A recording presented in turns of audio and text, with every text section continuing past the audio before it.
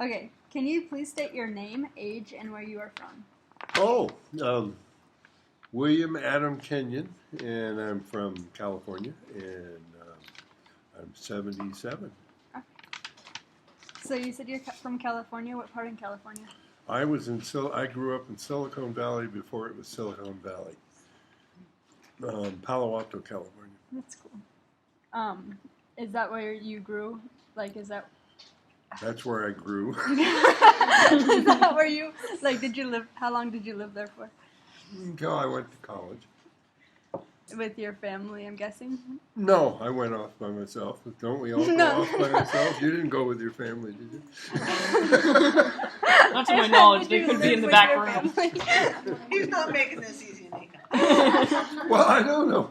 You said with your family. I don't know. My father died when I was 9, so I was a latchkey kid.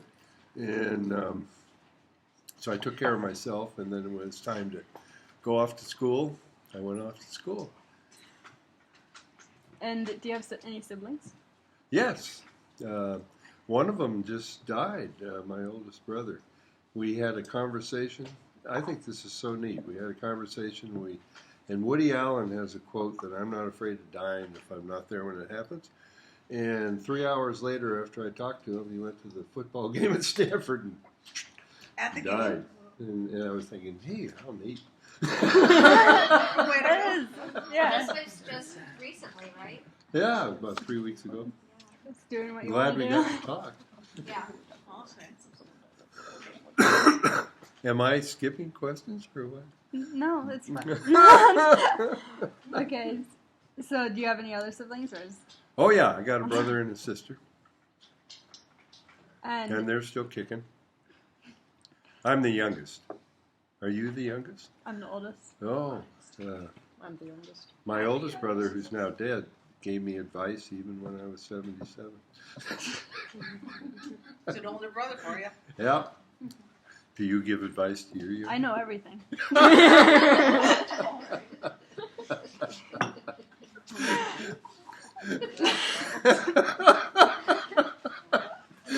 Okay. Just kidding. Do you have any family in Cordova? No, and that's why I came to Cordova. No family. We get along, but I kind of I was working on a chemical plant, let's see, when I was in my 20s, 23 or something.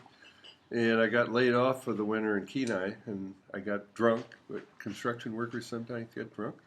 And we were having dartboard, and I didn't know what I was going to do all winter, and I threw a dart, and it hit Cordova, and I came here for the winter, and then I went back to work. For the winter. In Kenai. What made you come back? Well, I went back to work the next summer. What? Oh, you mean to come back to Cordova? Yeah. Oh, I used to come down the river. I worked for BLM, and the first time I came down the river was 1970. In fact, I couldn't find anybody else that came down the river. And so, have you been up the river, any of you? Or? Yeah, I rafted the river with Rhea. And Okay, can you imagine, I looked on the map, and when you get to that right above $1 Million Bridge, what's that? The mile... Abercrombie Rapids. Abercrombie, Oh, yeah. well, above Abercrombie Rapids, there's a big pinch in the river. And we kept looking at the map, and we were just all prepared for disaster. And we came to it, and we had to row through it all. Oh my gosh. Because we couldn't find anybody that had done it. There wasn't any guidebooks or anything. That's insane. Was it really fun? Oh, gosh, I came down many times. I kayaked twice by myself Oh, wow. down. From... I lucked out. When they had the Wild and Scenic River Act, I was working for BLM, and nobody knew how to raft or kayak. And they gave me a helicopter, and I did every river in central Alaska with a helicopter. How could you miss that? Some of them will never be done again because I could fly to the next podium. To see what would be wild and scenic, or what were you doing? We had to decide. We were supposed to go look and label all the ones that were candidates for wild and scenic. This was in 71. What's the criteria? Huh? What's the criteria for Well, wild one and that you scenic? can come down without a helicopter. But criteria, there was lots of criteria, but we didn't judge it. We just wrote down a description of the whole thing. We did every river.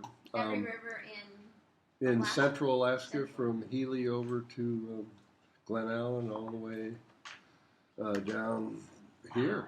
Everywhere. Holy moly, that was That's crazy. Well, we had lots of money.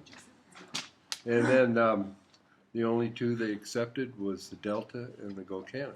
Huh. None of the others were accepted. That's pretty. That's because people didn't want it to be accepted, because there's restrictions on Wild and Oh, Scenic yeah. River. So there was anybody who lived anywhere that didn't want their river made it Wild and Scenic. Mm-hmm, that makes sense. How was kayaking down from Chitnut? Did you start at Chitnut? Oh, I've started all of them. I started at every tributary, Taslina, Nelchinas, all of them. Well, I was a little fearless back then. I kayaked twice by myself. And I don't know, you just feel comfortable. But I was young. You guys are fearless, aren't you? I'm not fearless anymore. How old were you? Ooh, You remember? late 20s, mid 20s to my mid 30s. I didn't think about death or all that stuff. invincible. Am I doing what I'm supposed Yeah, to be you're doing? doing Okay. When I got out of college, I went to Africa and taught in a school in Liberia, West Africa. And when was that? 60s? Or when was Kennedy assassinated? I was over there In when... 63. Yeah, I was over there in 63.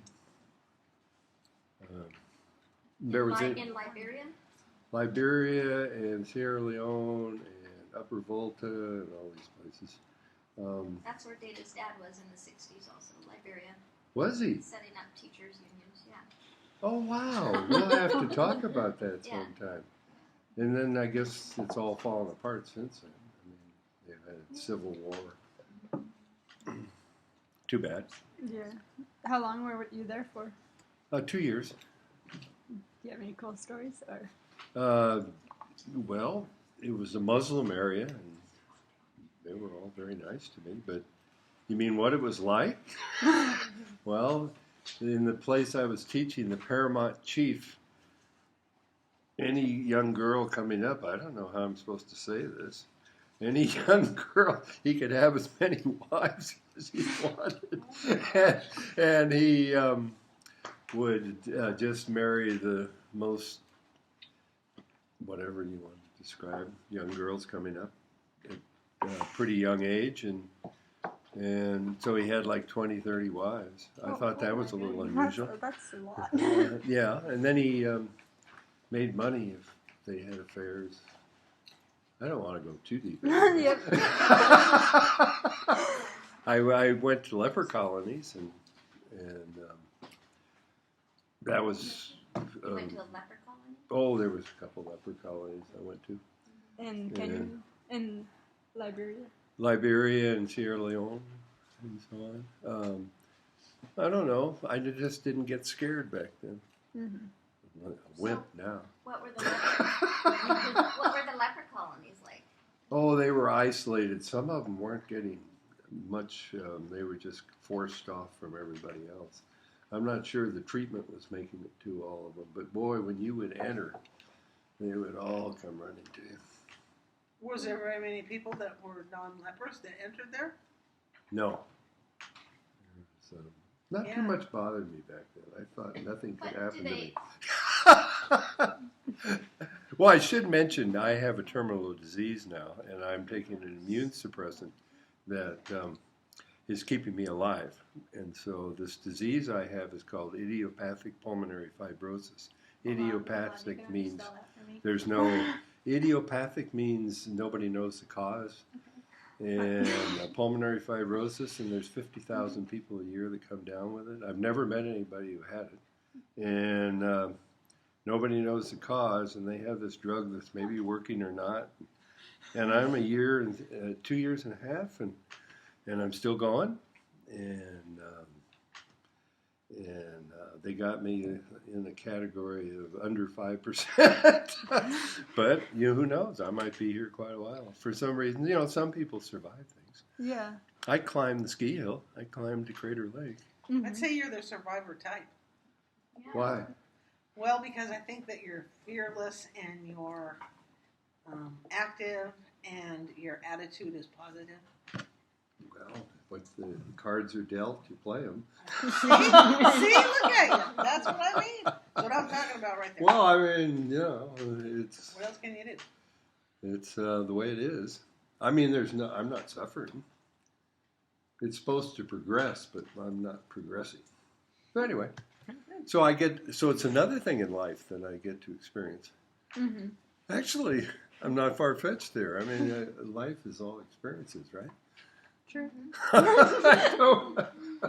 77, that's a long life.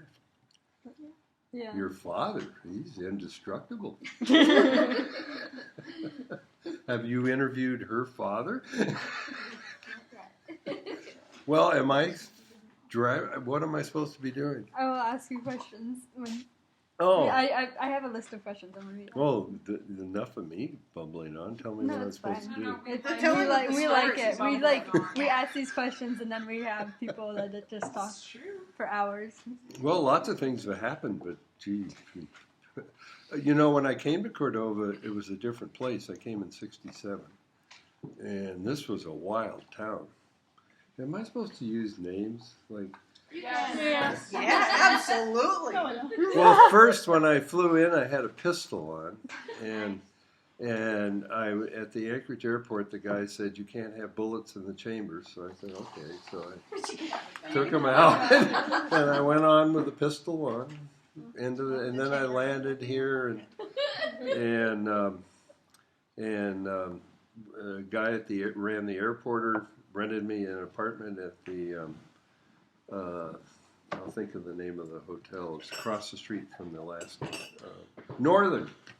And so when I got to town, I'd mailed a bunch of stuff, and I went to the post office, and this big guy at the post office came out, and this is in '67 when we were somewhat of a conservative country, and he had a big button that said, "Dirty old men need love too." And I said, "What? Where have I landed?" Who was that, Richard Davis? No, it was the postmaster. Oh, we heard that story last week. Of the postmaster, yeah. Oh, he was We wild. heard that story. Mark King said, yeah. Or was it Oh, the week yes. Before that, maybe. Well, now that you brought up Mark King, I met him when I was staying a couple of nights in the Lake Cabin? McKinley Cabin, and all these bullets started coming around me. It was Mark King and his friend they said they were hunting something, but and they were off about half a mile, and these bullets were hitting the ground around where I was. That's terrifying. So I met Mark that way. But it was quite a drinking town. There was no TV. There was an interesting thing. It was almost, do you know that little fishing skiff that's at Orca? Yeah. That's what almost all the gillnetters used. And in '67, and they're called Tiedemann skiffs. And the Tiedemann brothers built them. And everybody lived on cannery POs. And so at the end of the summer, you might have a book of 2, 3, 4. It didn't matter what they bought, a pack of cigarettes or whatever. The whole town operated on cannery POs. And so I don't know if I can't remember if they did Purchase orders. Purchase orders. So because nobody had any money at the start of the fishing season. And back then, so when I bought in '67, they decided that they were going to get strict with the fishermen on quality. So they said you can't have a stove oil tank in a fish hole. That was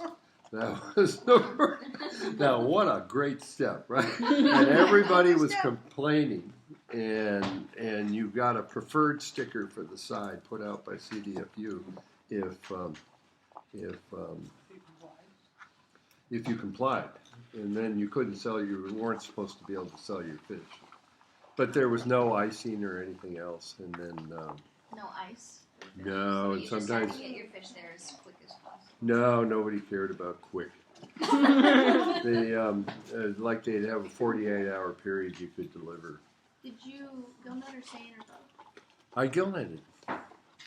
And so the quality standards have it's amazing where it's gone. But anyway, back in 67 when I came, it was a big drinking town. And oh wow, things popped. And the Cordova Hotel was called the Animal House. Did you ever know that? It was a wild town.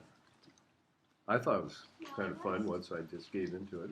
You stayed. You're still here. I left. I just stayed that winter, and then I left and came back in '79.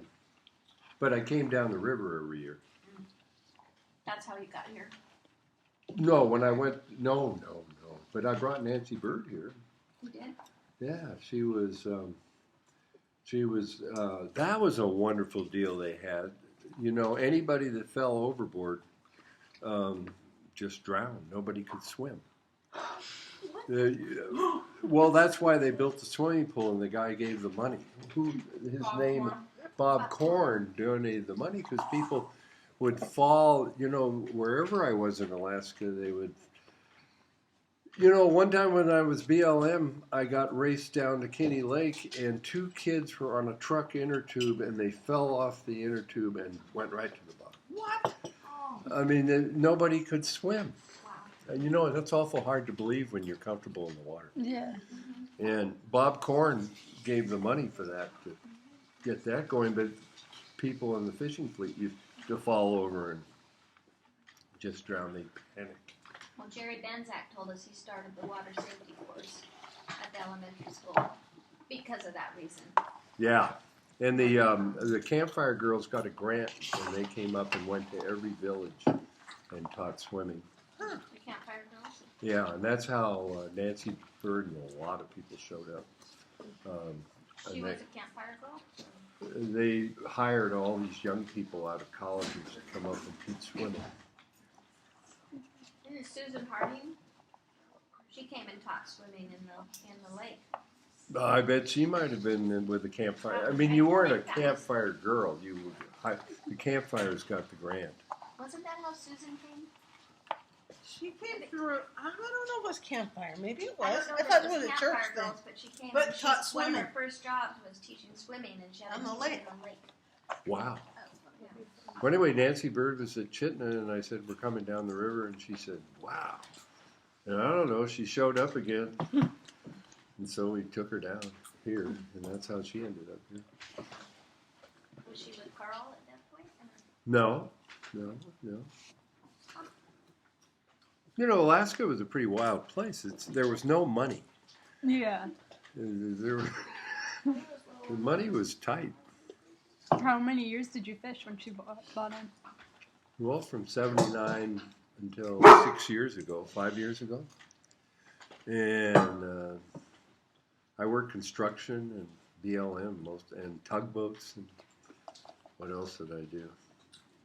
And I fished in Cook Inlet. Mm-hmm. What did you go to college for? Oh, in college? You said you went off to college. What did you study there? Well, first I started political science and history. Then I got into biology, and then I got into psychology. And then I went and got a certificate in hypnotherapy.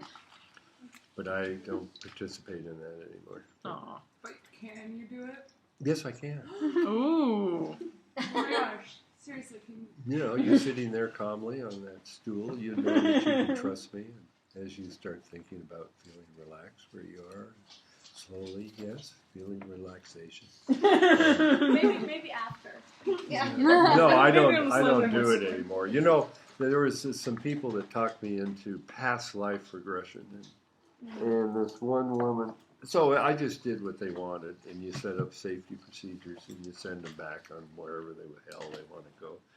And she was at this battle, and she was on a hill, and her husband got killed, and then she I brought her back out. Oh, my whole life is different. I said, oh my God, what have I done?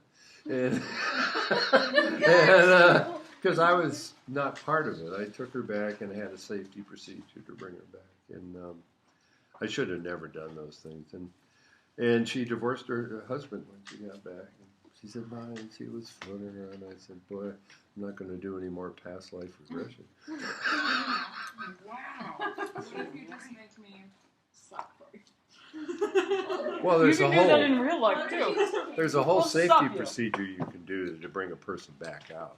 First, you find their inner child or their inner partner or whatever you do, and so if things get out of hand, you say, "Well, what does your inner child say?" Or what? It's all. Who knows whether this stuff is real or not? Yeah. I don't know if it's Have real. you ever been hypnotized? Oh gosh, hundreds of times. I mean, that was part of the course. I had to get hypnotized and hypnotize other people when I was taking the course. Wait, how does it work?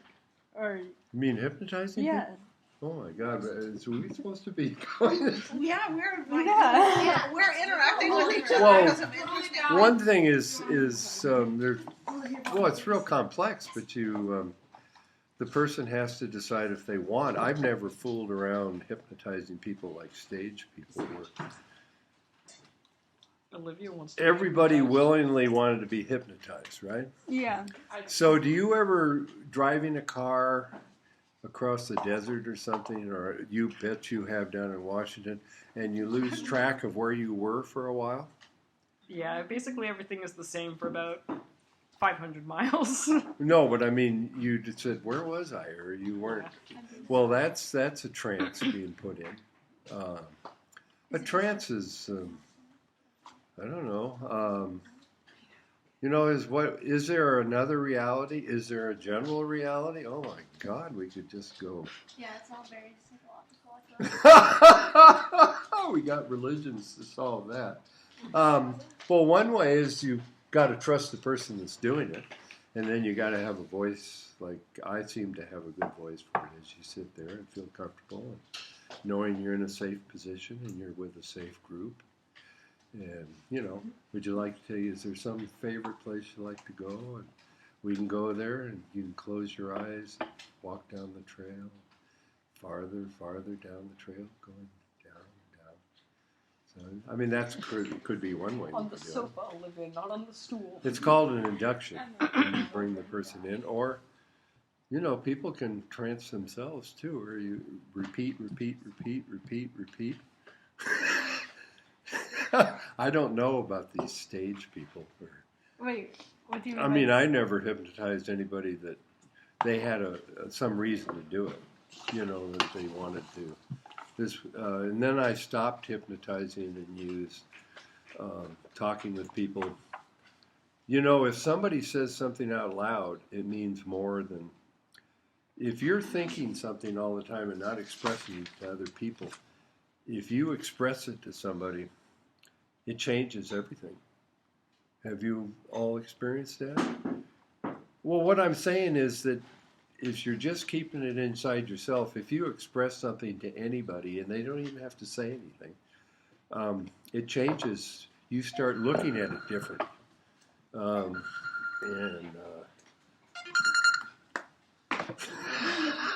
Bye. Hope that wasn't important.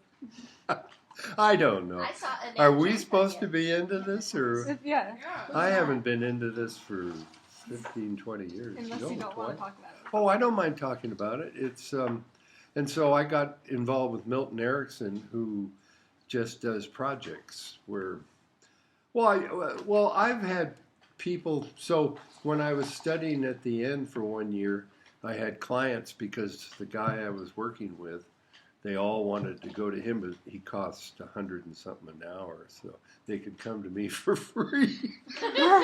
Yeah. And then he would review what I was doing. But I had people that had no self-esteem. My God, I had. Must have been important.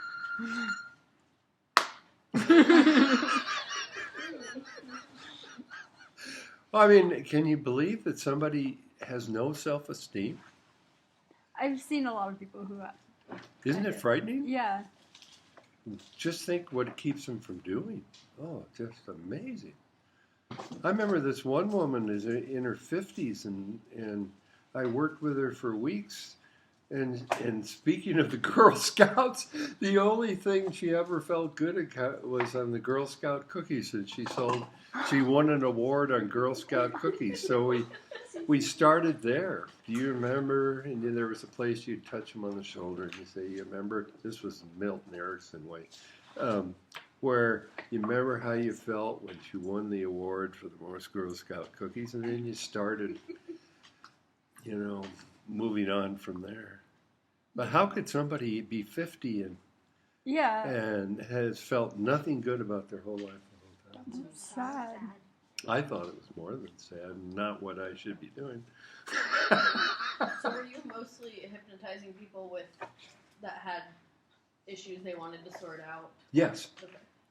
And actually, one of the interesting things when I was taking all the psychology courses, almost everybody in my courses was taking psychology to solve their own problems. In fact, it would seem like when you'd start talking among the classes that everybody was there for their own issues and working through. Well, that doesn't seem like not a bad way to approach it. That's a pretty good way to go to learning. Let's fix something here. I don't know. So hypnosis, maybe it's good and maybe it's bad. I haven't done it for, when was it? Geez, the 90s. What are we now, 18? It's 91, 92. It's been a long time.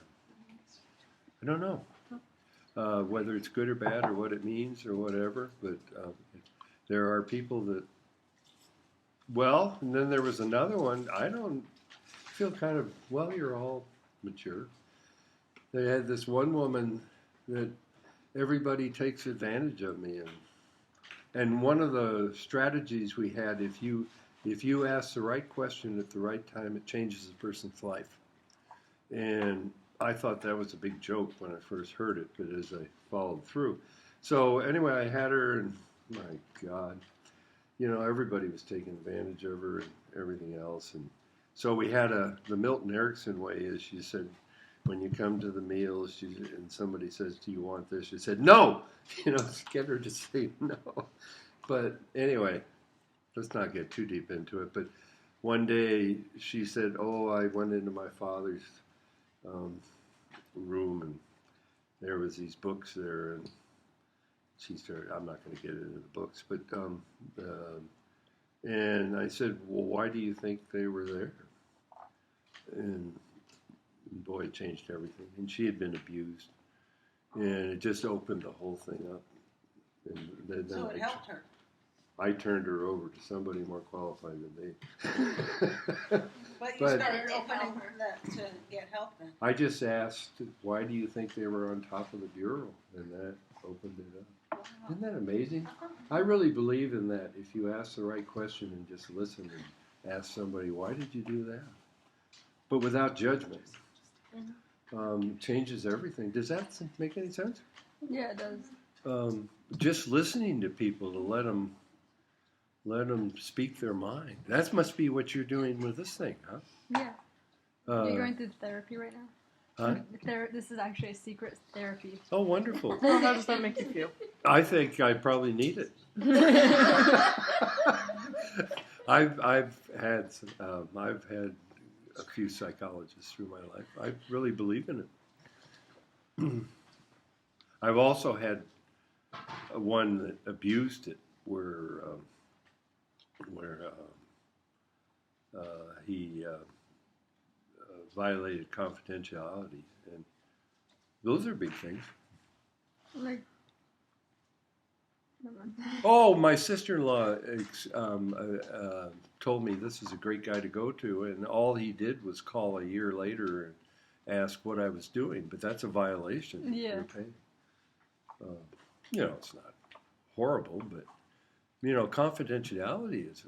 Have you ever been in encounter groups or where there has to be, or AA or all the rest? There has to be confidentiality. No one can say anything outside of it. I haven't been to AA, It allows people to say things that they need to say Oh, it's without thinking amazing. it's going to go beyond the walls. Or find somebody you trust or whatever. You know, I noticed in the paper the other day in Anchorage, there's a group that goes to Father Francis' shelter, and they sit there in chairs, and the street people can come over and talk to them, and they just listen. I That's guess, awesome. That is. yeah. It was in a day or two ago in the paper. Probably still What there. a good service. Mm-hmm. They don't make any judgments. They just listen. You can say, You know, I was a bartender for a while. It was always handy to go, Same job. That was a terrible one. The guy was there talking about, you know, you hear all these stories at the bar.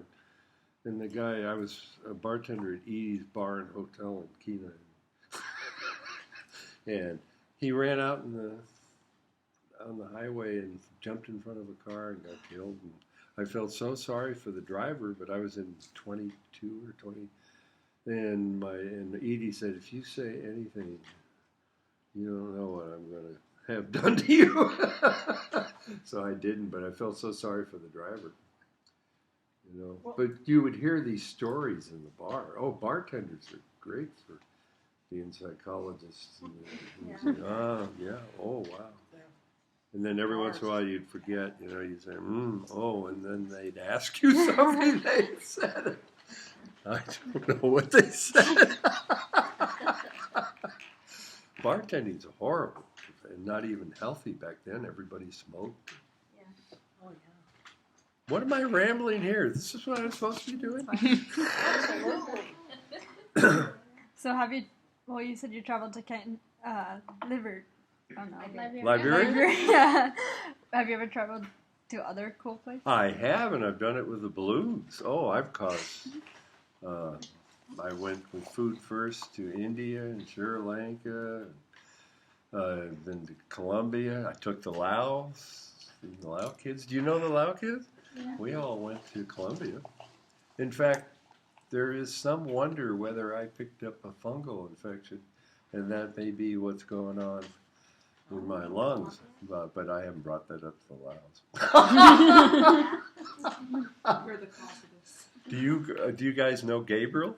Yeah. Oh my God, Gabriel! We were coming back, and we got stopped at a roadblock, and Emily didn't have her passport or her driver's license, and I was just sitting there, and I did have mine, but Gabriel's in the back seat saying, "Bribe him, bribe him." Gabriel, shut up. But we did bribe him. Emily bribed him. And then he did the same thing at the customs coming back into the country. We were being checked on something, and he said, "Bribe him." I said, Gabriel's an amazing individual. You know, he's running a nonprofit now, and he rode his bike all the way across the country. And He makes the rest of us. so you followed, yeah. Yeah, we've been. He's awesome. He has a rare disease like I do, that his mother does too. Yeah, I can't even pronounce it. Periodic paralysis.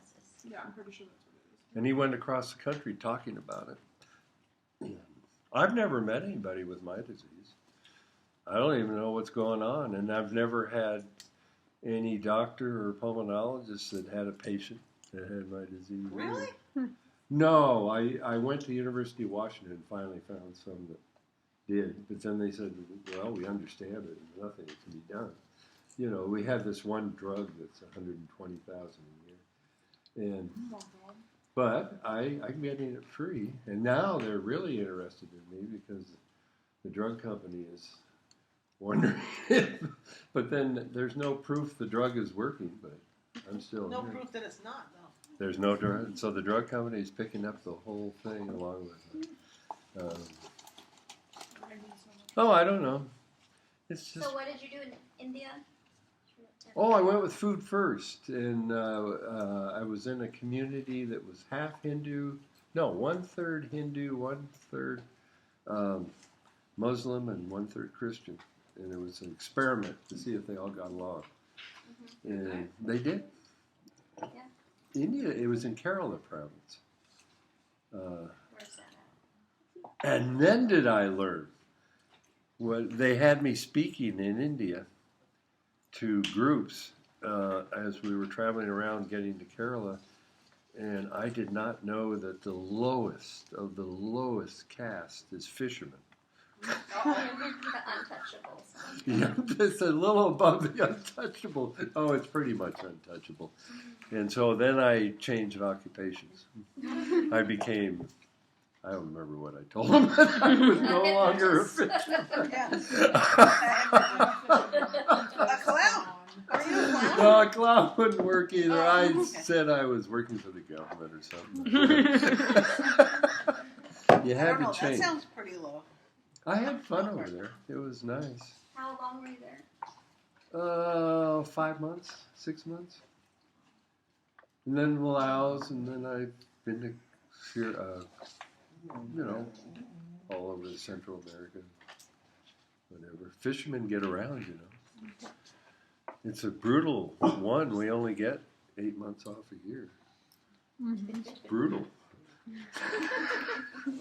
Am I doing what I'm supposed to be doing? We love your stories. I do have a quick question though. Oh, you can have a long question. I don't care. I wonder how you even heard of Cordova. Huh? How did you even hear of Cordova? I didn't. I was in a bar drunk. After I got laid off from insulation services from Tulsa, Oklahoma. And that was an interesting one too, because we were insulating the pipes at the plant Kenai, the fertilizer plant, and nobody was wearing masks. This was '67, and I didn't think that was a good idea, so I got on the scaffolding crew. Didn't mess with the insulation, but I always wonder what happened to all those people. Nobody had masks. Was it with one insulation? Huh? Wait, you said it was insulation, right?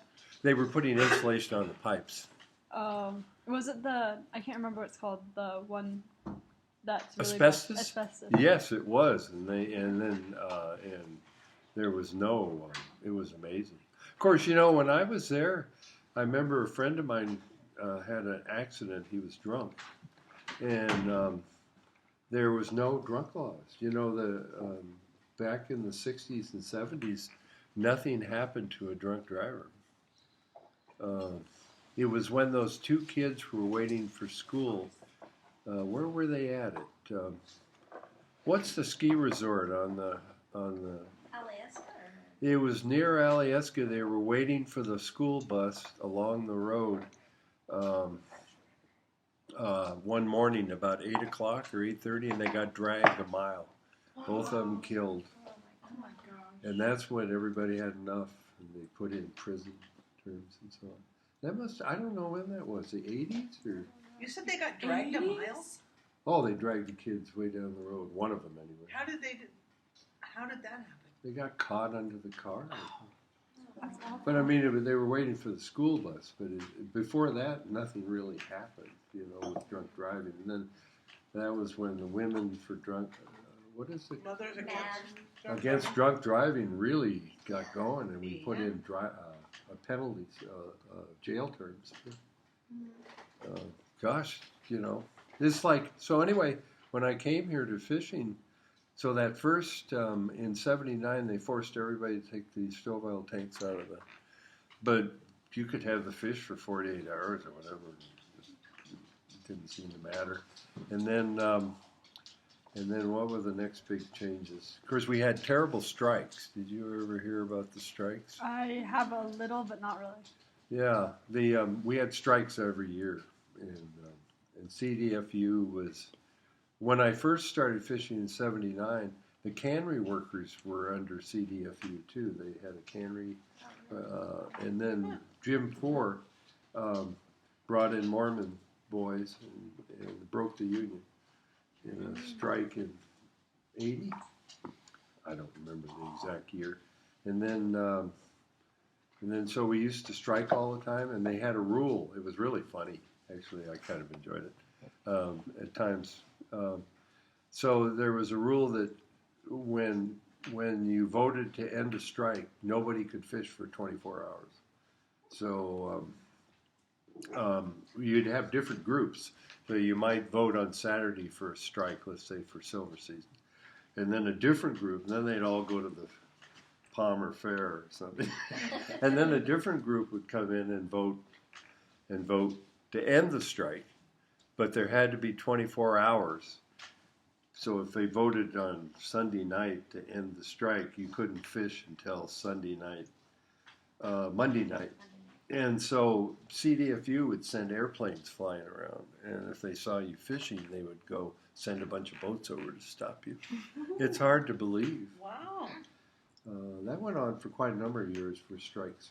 The enforcer. And then that's when, the troopers started cracking down on guns. Because there was a little bit of violence, like Bobby Day's warehouse was burned down. They used to pour resin on nets and slash your tires. It was kind of a rough deal. Wild. Like you said, it was wild. Well, this was 89. No, 79, 80, 81. I think it stopped in the mid. No more strikes. And then, of course, a lot of people, you had to be careful when you delivered because they might be in bankruptcy. And they'd say, "Oh, the plane's arriving at any time with the cash." There was a lot of cash buyers. No cash. and they'd already have because there was no brailer bags back then. You had to throw every fish. So Dr. Ermel could tell which side your driver's station was in your bow picker by where your back injury was. Because you would always park your boat where your driver's station was on the boat. So and so you were throwing fish like this out of the fish hole. Everybody had back problems.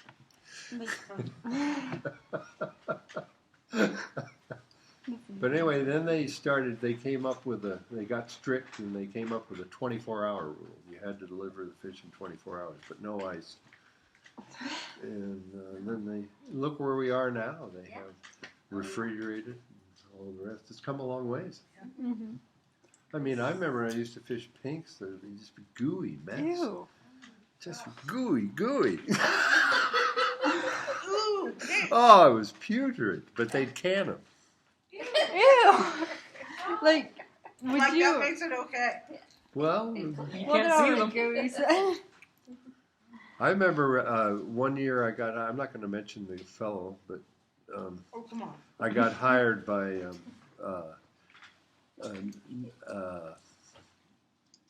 who were the North Pacific for quality control because we were having a bad fishing season. So I was checking the fish out, and I dinged this one group because God, they were all flat, the pinks and everything. There was no meat left in them. No, They're all well, squished there out. maybe was some meat left in them. Yeah. And they took me aside and said, it wasn't the Rome Hills, it was the person I was working for. And they said, like a father to a son, he took me over and he said, yes, they're, flattened out and they're all puking. But he said it's the gills and the eyes that we look at.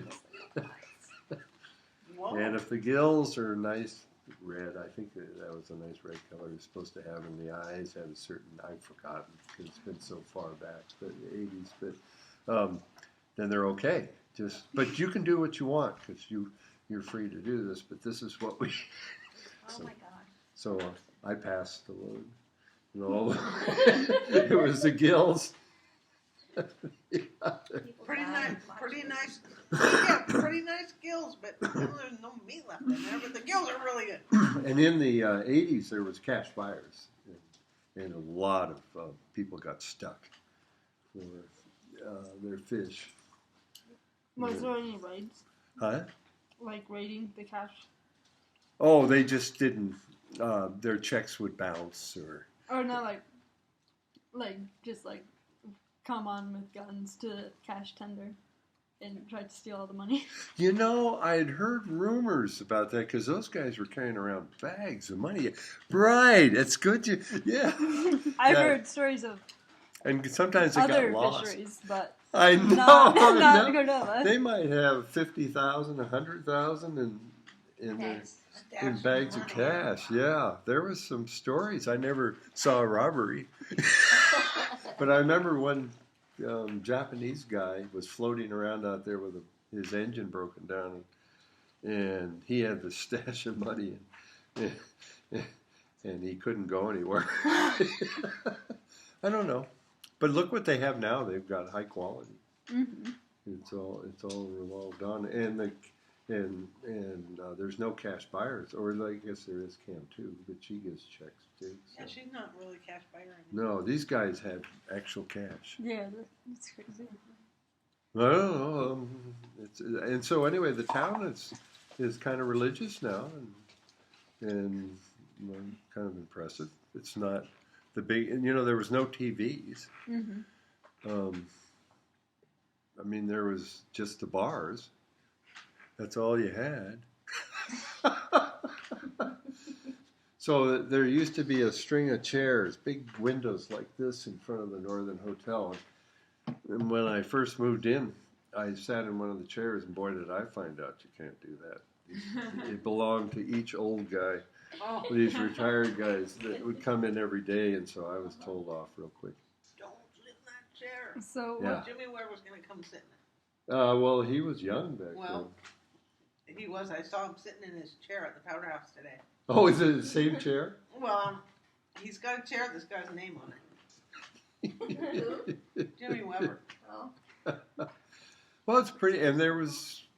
Well, I'm sorry to. Well, I don't know what I was supposed to bring up. There were prostitutes around in the '60s.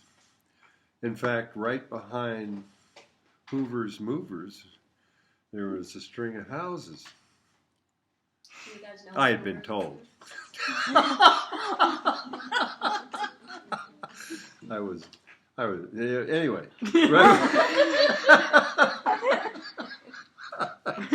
What is, Move on.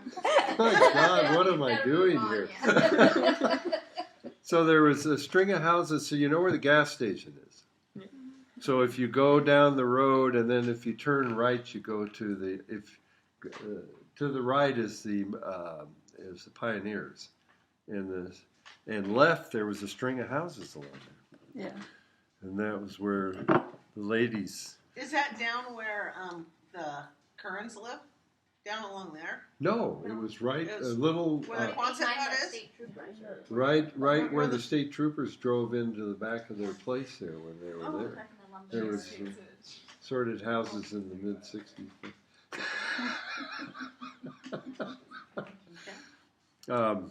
I'd heard. What has been your most extraordinary experience? In life? Yeah. You can pick multiple. Oh, I think getting a terminal diagnosis 2 years ago made me. They told me I would live a year and get my affairs in order, and I've talked this over with some people before. Some people understand it. I actually am happier now than I was before because you have to think about things that you won't think about. That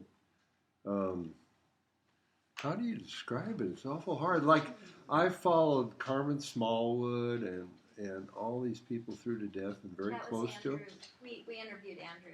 Yeah, Andrew's wife, and You guys- I followed about 10 people through to death, and it's a real positive experience. And gosh, you have trouble explaining that to people because they might think you're gross or crass or whatever, but it's like you have an experience with somebody that is different than you would ever have any other time when,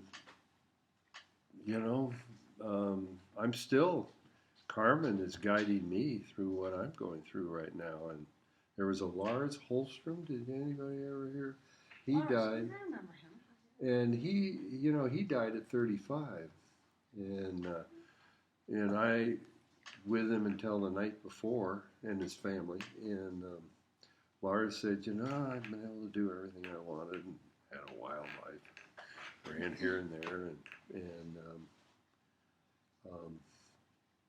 and he went with class. I mean, I was with him the night before. But, so I have trouble explaining that, but if you talk to other people that are with people when they're dying, it's a very positive experience. I don't know how else to describe it. And if you're given a terminal diagnosis, it's you're kind of lost for a while. And nobody wanted me in Acreage. I couldn't find a doctor, because Medicare is a problem. But anyway, but it's really been an interesting voyage. Yeah. Do you think a life is a voyage? Yeah, definitely. It's all experiences. I don't know. Okay. I can't describe either one of them. Being with people when they're dying, and it's a real neat. I lose any way I just try to describe it, because Kind of such a real time. I mean, a all real time would be a good way to And describe it. appreciate every moment. And now I appreciate everything that used to just bloop and not pay attention to. I'm really happy. Happiest I've ever been. I don't know what's going on, and my doctors have no idea what's going on. I'm still here. And I climbed the ski hill. And whatever. I don't know. I have to be careful because my immune system is suppressed. So I gave a little... And that's been causing me trouble here lately, because they see me climbing the hill or walking 5 miles or what, and they say, "Gosh, you've recovered." Well, I haven't recovered. It's if somebody gives me, if I get pneumonia, I'm going to be in big trouble and may not recover. So I'm being cautious, so I don't go to senior lunch anymore. Stay away from restaurants and try to stay healthy. But I don't know how to describe those two things. I washed ashore. Let's see what. Well, there's been a whole bunch of experiences where I thought I was going to die. You mean that? I don't know. Those are extraordinary. Yeah. In the lake, 2 years. Well, yeah, I died in the lake. I wasn't breathing when they brought me ashore. And your temperature was 80. This young lady over here and me, both of us have almost died of hypothermia. What? Anita? Sure. The heck, Anita? Wait, what happened? Huh? What happened? Did you like jump in or? I made a terrible mistake. Do you know the little island across the lake near Middle Arm? Does everybody know that little island? Have you been to it? The Yeah. picnic table island? Yes. Yes. Well, they had the table got burned up, but it's a big. I made a point about 10 years ago keeping it clean, because it really was in bad shape a whole bunch of times. There must have been some fantastic parties over there. And it was cleanup day, and I started to cross, and I just put the kayaks in, and I forgot to put in airbags in. And so when I flipped, when the storm wind came up, and I flipped out in the lake, I got in 2 times, but I didn't have the airbags in, so every time I got in, the kayak went vertical. So anyway, then I remember after 2 or 3 tries, I said, "Wow, I really did it this time." I think I said that. and then that's all I remember. And except then, who's the minister? Charlie? Was it? But who's his brother that sits across from you? Oh, Steve Barnes. Steve Barnes came paddling up, and I said, "I'm not going to make it." And he said, "Shut up and do what I tell you," which was really good. And I had me grab a rope, and then that's all I remember. And I guess they had trouble getting me to let loose of the rope. And then I wasn't breathing when I got to the beach. And Well, it happened to be 2 Coast Guard water rescue guys that Dana ran into. yes, Dana was going to come out. Dana's the reason I'm alive. Dana Well, he brought had- the canoe. He had a canoe. He heard the call, grabbed a canoe. He happened to be at the Forest Service, came, and the first people he ran into on the road, because he blocked off the road and he was going to get in, was 2 water rescue guys from the Coast Guard. That's a and they were young. And he said, "Can you guys go out there and get him?" They're the ones that got out to you. I don't know that Steve was with them, but he might have been. But anyhow, That's amazing. yeah, it was amazing. They were the first ones he ran into. And did you know they both got a national award? There's a special award the Coast Guard gives that if you are off duty, that you life-saving off duty, and they had what? It was a beautiful day. Half the town was down there watching me get stripped of my clothes on the beach, and who cares? Just go down to the beach, guys. I know. Why don't the rest of you join me? No, Let's go. but they I got think you a were at national award, 87 and degrees your temperature. the what? I think you were at 87 degrees your Holy temperature. cow. Is that pretty low? Yes. Yeah. You should be dead. Yeah, I'm still here. Anyway, they got a national award, and for their careers, my God, it's done wonders. One of them is a petty officer now, and they're only, 23 or 24? It's a national award, and they had all these witnesses, including Dana. They must have interviewed Dana, too. Well, thanks for Dana, or I would have missed this last John. I don't know. I've been in a bunch of plane crashes. Really? What? Excuse me. It's like, I don't know. One time we were flying over. Well, I got it. Now this could. You're not going to repeat this one, are No, So- no. So we came It's not over on the video. Eyak River Bridge when we were following the sea otters with the Fish and Wildlife Service. They had them all tagged, and all of a sudden, and I was. You ever have your mind drift? And I drifted, and all of a sudden, I said, "There's no noise." And so we came down. We ran out of gas, and we came down near the gazebo. And Danny Pettit, do you all know Danny Pettit, or No. do you know Danny Pettit? He's quite the drinker. He's driving along, and we come down, and we just miss his car and land at the gazebo. And God, we're all standing around, and Danny rushes back to town to tell everybody about this exciting thing. Well, the owner of the airline comes, and the troopers come, and they all decide that nobody's going to say anything. So they block off the road, and then bring out a gas can, fill it up, and they take the plane Was away. it because it had to do with like the wildlife service or something? No, it would be the FAA would not look good upon running out of fuel. Wait, No one says. was it like a 30 little seconds. plane or like What? what kind of plane was it? Oh, you know, this because everybody shut up. I just well, it's been so long. It was a Cessna. Well, it had floats. That's the only reason we landed on the bridge just before there, but we didn't hit the wings because we had the wheels below the float. This Mile 10 gazebo? That big gazebo At before Mile the 10. airport. And so then it is more fun than anything else. So he went in and told everybody at the bars what had happened, and we were all sworn to never say anything. So we went to town, and he said, "Oh, Adam was there, and and I said, "No, I didn't say anything." What And are you talking about? we all had to say it. This is the first time you've said anything. I never brought it up. We all kind of kept it quiet. Carl Becker was there, and the pilot. Although the pilot, I left, so I guess the ownership frowned on what happened. So And then I don't know. There's been a couple. I crashed on a forest fire, and where were we? I don't know, somewhere up there, and we landed in that sand dunes up by the Yukon, the Kobuk River, Kobuk sand dunes.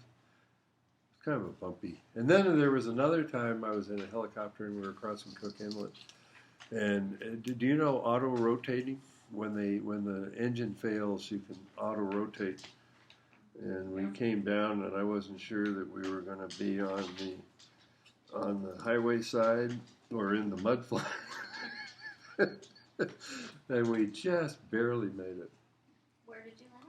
In the mud just before the highway. And the tide wasn't quite in, and we kind of crawled flat. It wasn't like the quicksand. That is quicksand. Well, we knew what the problem was, so we came out of the helicopter and laid flat. We didn't stand up, and we kind of swam on the mud over to the shore. It's kind of neat. It's a lot of times you don't have time to think about these things, you know. Yeah. Is that what you Had a want lot to of hear? hours in helicopters and planes. You what? You have had a lot of hours in helicopters. I did with BLM. Yeah, one time a guy was kicking cargo out, and he got caught in the rigging, and his chute opened, but he landed, and then we went looking for him. God, I still remember, his whole face was covered in mosquitoes. He was still alive. Oh, and then I took a 60-person crew, and a guy tried to grow marijuana up at Long Lake. Do you know where Long Lake is? Hey, that's my property. Oh, is it really? Yeah. Okay, well, right, Fireweed Mountain. Mm-hmm. Well, this was 1970 or 71, and he decided he was going to, I don't know what was going on, but somebody said he was growing marijuana, he was going to grow marijuana on Fireweed Mountain. Oh, great. And so we flew in there in Grumman Gooses and landed at the airstrip there, and then there were supposed to be, we had no food or anything, and no guns or anything, and that was before the road was in, and the cargo plane was coming. Do you know Crystal Lakes? Well, he lost his engine right over Crystal Lake and dumped all the supplies on Crystal Lake. Those homesteaders was like it was Christmas. It was but we had no food or anything, and so we were eating porcupines, and the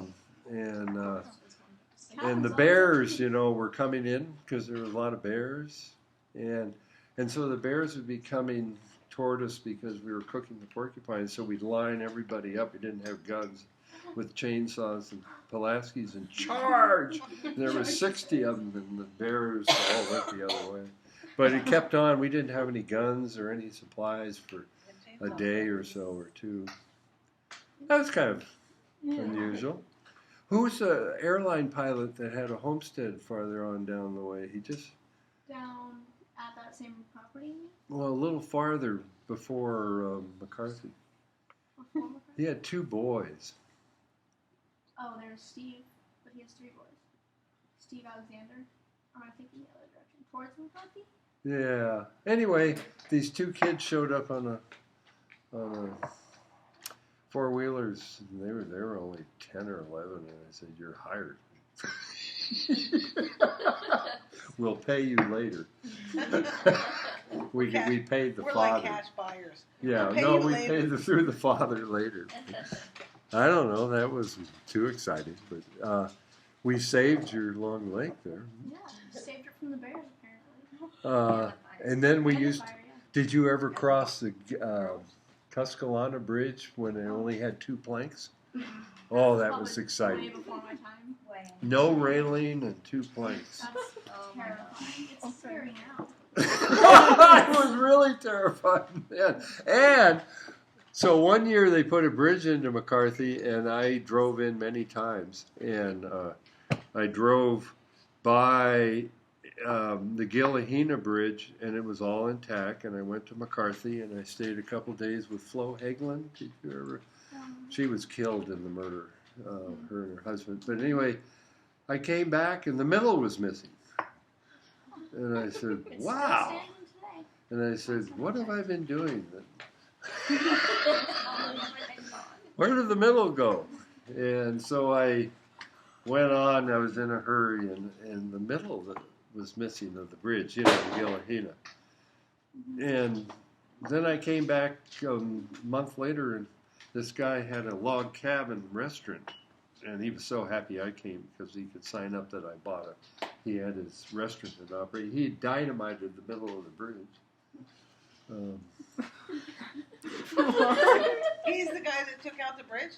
Wow. Yeah, dynamited the middle. There was no Organic Act back then. There was no enforcement for Forest Service or the BLM.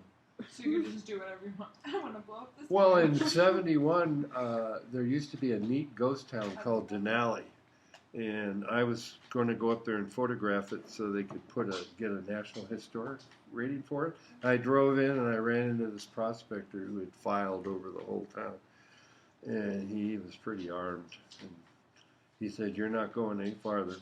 And I said, "Oh God, you don't know how little I make. I'm turning around."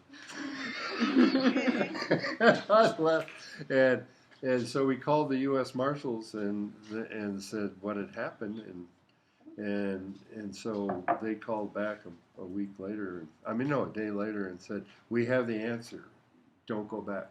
Oh, problem solved. What's the question? Yeah, and then there was another one where somebody dug up a grave there in the native graveyard, and I called up. No, in Copper Center or Taslina, I can't remember which one it was, and dug up the grave, and so we called in and said somebody's digging up the grave, and then we got a message the next day that they had given a permit for that to an anthropologist, Oh, and so stop right now. I don't know. Those aren't very exciting, but there wasn't any. There's just an anthropologist, a single anthropologist. Well, there was They're only just one like, trooper for the whole valley. You know, when I came in '67, there was no police force, and they had a trooper here. The police department kind of pushed or something. Even in '79, there were certain people that could not be arrested. Like Who's the guy that? Huh? Like that guy who shot Louis Barnes? Louis Barnes. Oh yeah, what a deal that was! He didn't get arrested. They were right about where North Pacific is, and the crewman went crazy and shot the other crewman, and then he chased Steve's dad around the boat, and shot him, and then shot himself, but he survived, and the crewman insurance covered the reconstruction of this phase. Oh my gosh. Then there was a guy that flew in and caught somebody with his wife, and that was in '78, and he shot him, killed him, but he started on the legs and shot him. Killed him, and then he went to the basement of the Episcopal Church and held out overnight, and he got a year. Church is like still a real thing back then. He got a year, and then he came back, and I fished with him. It was wonderful to fish with him because the troopers were afraid of him. Wow. So if you were fishing with him, nobody would come near you. Problem solved. That's crazy. It was pretty handy. A key to a good fishing. Yes. Nobody. Got it. I'll tell my dad right now. I can't remember what his name was. He held out all night long in the basement of the Episcopal Church. We're hiring St. George's, huh? Yeah. Crazy. So, what decision do you believe had... Yeah, you're not bringing this one back, Anika. Yeah, you are. Come on, go for it. Okay. What decision do you believe has had the most impact on your life? Probably all the bad stuff. You mean Well, influenced me most? Sure. Well, Like- yeah, failing. How can you fail if you try? I don't know. Failures, then you get up and What do you have? What's that? Ever Ready battery? The bunny. bunny. The bunny, Ever Ready bunny? Yeah. I guess you get up and go on. I've failed many times. Yeah. What do you think your life would be like if you never failed? I have no idea. Because, you know, I was selected out by this town being so open. And the fishing industry. Can you imagine if they ever had resumes for the fishing industry? Well, I mean, I'd you like to can see your resume. you can do whatever you I can want. hypnotize anyone. I've died, almost died, and have died multiple times. I fished with them, River. I know. One of the best jobs I ever got was with Becky because they had that cruise ship come in with all gay guys. Becky Chapek. And her crew Oh, no, members Becky. rebelled, and then a all women gay remember cruise that. came in, so she needed guides on the bus, and what a wonderful deal it was for me because I had to. Can you imagine in fishing? Who the hell cares if they don't like what you're doing or whatever? And you would have 30 people on the bus, and you would have to please them. I mean, you would have to. Does that make any sense? I mean, you would have to entertain. So you had to pay attention to what everybody else thought. And then some of the things I learned there was you couldn't let somebody up in the front take you down. You know, somebody might be mad about something else or something, and you couldn't let them take you down on the tour. I learned a lot in those tour buses. I worked for her too on the buses. So you understand what I'm saying? Yeah. Every It's a once in a while lot of you get fun. somebody in a race. I didn't do it very many times, but yeah, I pretty much had really good people. Yeah. And then I made jokes. You know, like they just came from that oyster farm, so they were all older people, so I made jokes about that. People jokes. Well, about, oysters, how Oh, you feeling. But you had to be careful about the jokes. You couldn't go too far. Yeah. Or I had all the not used car salesmen, GM. They brought their own Yes. buses on the ferry over here. They were those nice buses with the intercom and had to be up in front on the speaker. I speaking bet to you them. did well. It was fun. Yeah, I had a lot of fun. But, yeah. So you know what I mean about you have to all of a sudden take into consideration what other people think. Which fishermen don't particularly move that direction. I don't know. So what am I supposed to answer? I think you answered it. What is? What I- decision? in I don't know. Yeah. There's a whole bunch of things that affected the life, Yeah. but I'm pretty excited about where I am now. And, if I get another year or 2 or 5 years or whatever, I don't know. Make the most of it. Woo. I think that's it of this part. Unless you have anything else Can I ask a Plus, question? or you guys have questions? What about the clown thing? Tell us about your clown. Your clown career. Oh, Susan, I lived with a woman 15 years, and she fished with me every summer here, and she had some kids, and we're all still very close. And she died from cancer, but she got a job in the winters in New Jersey in Cerebral Palsy Center, and so there was this mortician who came and blew balloons for the little kids, and they loved it. So I said, gee, I might as well learn how to do that. Like fun, yeah. And, oh my God, I did it all over the world and everywhere else. I went miles with it. I got kind of It's been a good sloppy toward the connection. end. The last couple of years I did it. I wasn't. But sometimes I could do like Santa Clauses with 20 balloons in the face. And you had to, it was very, I started making real technical things. You made a fruit basket for my mom and dad.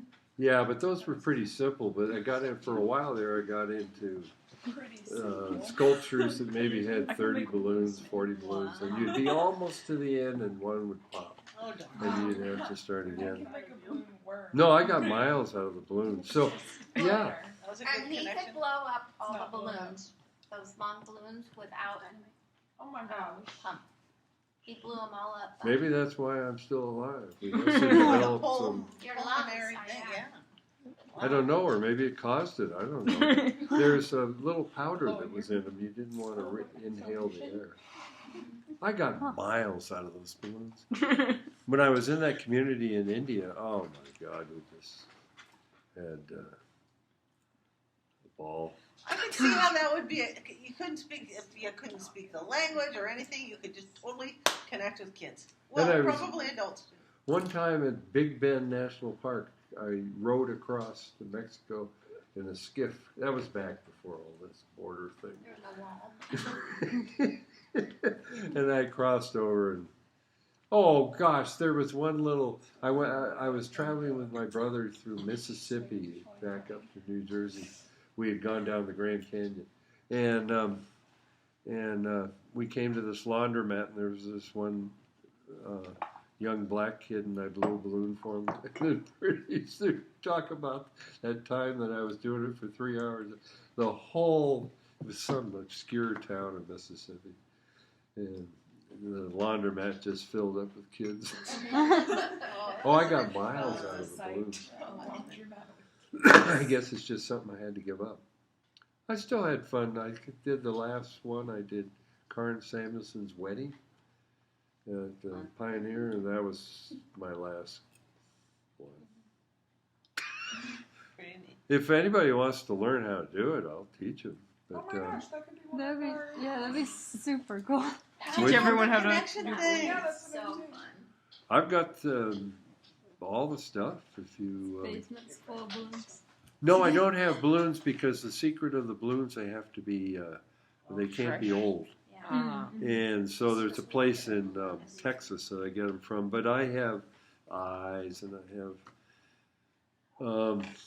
all the books to teach you how to do it. If any of you want to, I'd be happy to It's do like it. rubber origami. Yes, it's rubber origami. That is so cool. That, because they're kind of looking for different ways to make connections. You get miles out of these balloons. Amazing. Knowing how to do it. And you do little things like blow it right in front of the little kid's face so the balloon comes.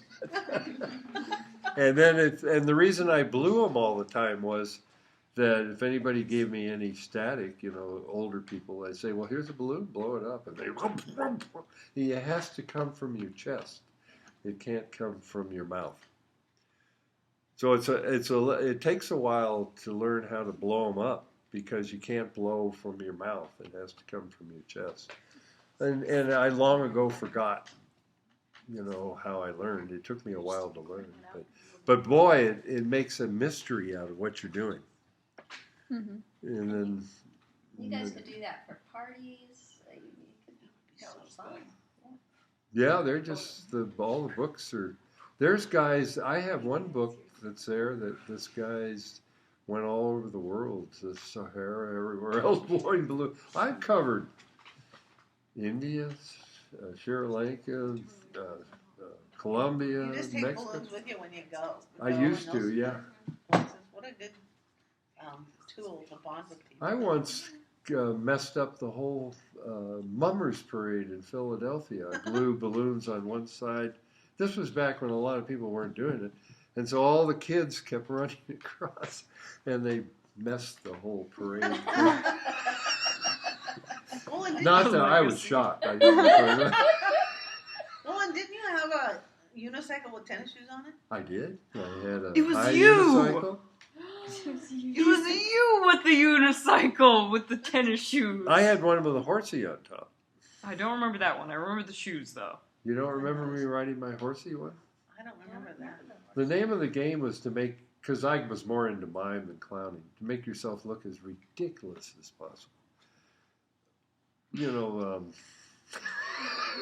It's not hard to do. But because you want them, you're making fun of yourself. And I'm not sure what you're doing.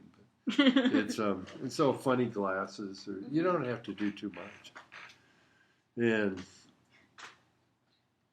just little tricks I do. Yeah, I'd be happy to teach anybody. I don't know what I'm doing with the books because I'm not going to do it anymore. It doesn't fit in to my present journey.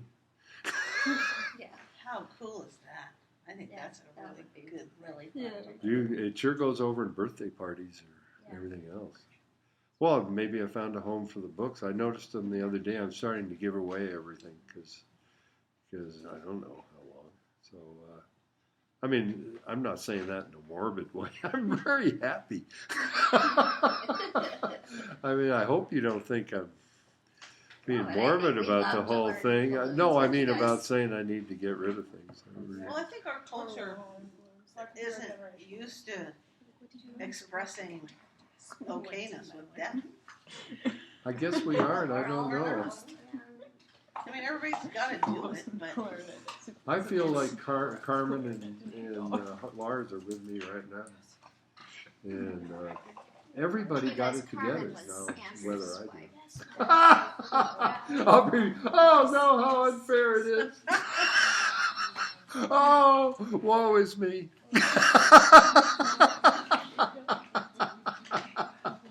Oh, whoa, it's so unfair. 67's a long life. I haven't missed too much.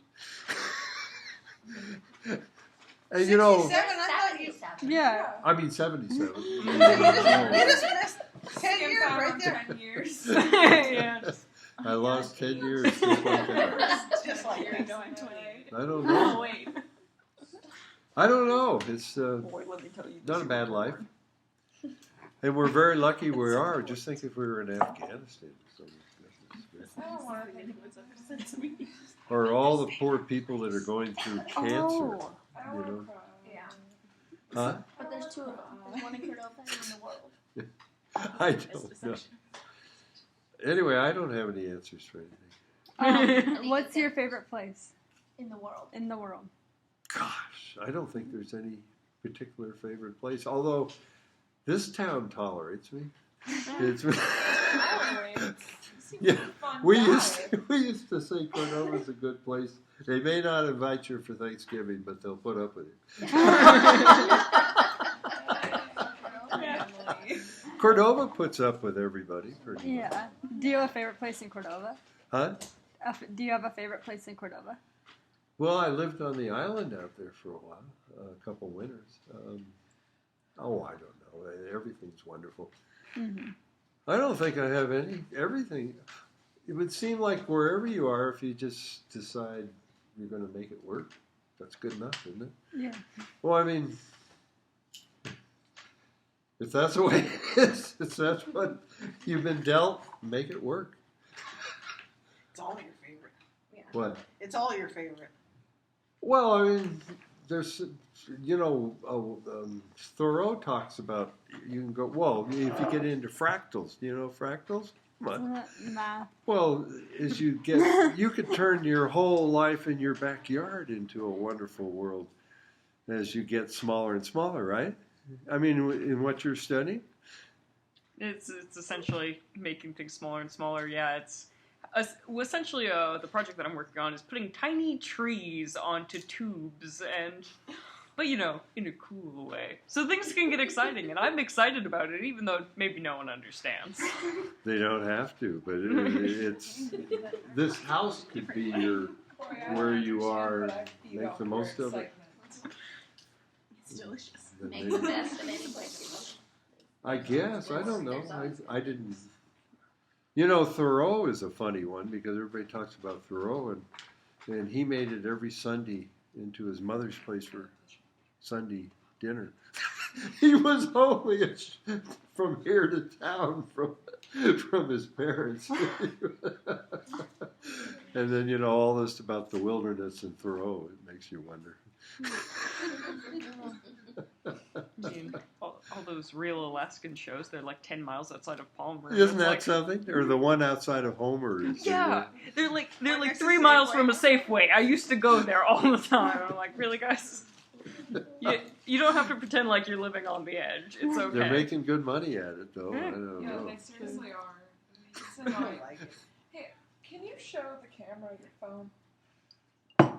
My I cheap feel phone? Like, yeah, I feel like by the time people watch this, it's gonna be like a relic. You know what I mean? Oh, this is an armored one too. Oh. I was going to buy an iPhone, and they were. I didn't get very good service at the Apple store, so still haven't. I was going to buy last fall, and they were not nice. I don't know what was going on. You know, that's another thing. When people aren't nice, it probably has nothing to do with me. It's just like something's going on, and I don't know what was going on. So why? So I still got it. And so I probably would be snapping pictures and everything else now. I don't even know who was calling me. It's probably fine. Most likely. If your house is burnt down, it's okay. I don't know. I'm just living my life. I'm not trying to impress anybody. I don't know. Even if it were possible, which isn't. This town has let me be myself. That's good. I've been able to really make it be myself. Who would want you to be I've anybody pushed else? the envelope many times here.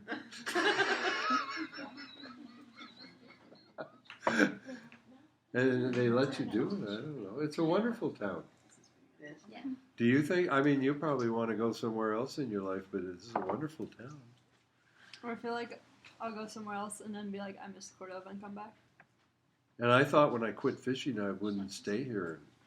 I like being here. And this is a prosperous town too, even back then. Well, not really prosperous when I first came in '67. It was a wow. That Northern Hotel was a wild hotel. Oh my God. Did you want to talk about the Northern Hotel? Is that the place where there was a good, nice restaurant? No, but they had a movie theater, and as soon as the lights went out, the cockroaches were in every building downtown. And then we could go out to where the baseball field is? Mm-hmm. That was the dump, and they had rats. Hey, free rats. I hear that there's Great Big Norwegian, I think, and people would target practice out there. They were And- Norwegian rats? Yeah, they're just thick with rats. Norwegians? Did they like speak Norwegian or something? No, Norwegian rats was, I guess they're all invasive. Oh. Yeah, I never thought about that. I've seen them where they're this big. Yikes. You've probably seen them big, haven't you? No, I haven't seen many rats. Is there rats in Cordova still? I've heard. No, they got rid of them, and there's no cockroaches anymore. yes. What about You're trying to get rid of the cats. Huh? They're trying to get rid of the cats. Yeah, is there a lot of cats? There's a ton of cats. Are they Behind- under the animal house? Or? Behind The Laura's. coho. Huh? The coho. Coho. Slash Laura's. You all know it was called the animal house, and it earned it. The coho. Oh, that makes sense. Oh yeah, I always called it this. my grandpa would tell me stories. Yes, it definitely was a wild place. I got pancakes. I've heard stories there of once. a 40-pound cat being pulled out of there. A 40 what? Pound cat. Out of the... Because they've been trapping them. Like And they got a 40 like pound? a 30 to 40 pound cat, which is, I don't know how accurate it is, but that's insane. That's a big cat. Who's trapping them? I'm not sure. That's a good idea. It must be easy on the birds. Yeah, they're everywhere. Are they really? Some people feed them. Yeah, I think that people there used to feed them. I think there's still people feeding Yeah, I them. think there's still people feeding them. Just cat loving. There's also a bunch living in the old high school. And then when it snows, you can see all the footprints around town. People name them too. They're in the old school building? Yeah. Well, somebody broke in there last year, and I had some friends here, a bunch of kids, and so I was going by there, and I guess I still am pretty wild because they had broken the padlock, so of course we all went in, and there were some people living in there. Huh? I mean, it looked to me like some people were living. I walk by sometimes and there's a light on upstairs. In where? Yeah, I think some the old people high are school. living there. Well, I know some people. Whoever owns it, I heard is trying to do construction work on it. They were, and I But I don't know saw. if they still are. Well, I didn't break in. The padlock was broken. What are you going to do if the padlock's broken? You better go in. So I did, and the See if kids everything's okay. and the kids talked me into it, of course. I say we just But put up a couple. it looked more like people were living in there, and there was construction going on. It's there's some lawyers that bought it. Yeah, in Anchorage. Yeah, What, do they think we're going to have Are you a law talking about firm? this high school or the Yeah. it's the old school the that high school? that's I will become a lawyer. behind the next one up the hill from The four. Forest. Sorry, neither the victim or Should I move on? Yeah. I think we should. Yeah. Me Yeah, I too. think I got a little carried away here. I'm sorry. everyone. It's fine. You know what? That's kind of what this is about. You Telling stories and carry on? communicating with people and finding out stuff. That's the fun part.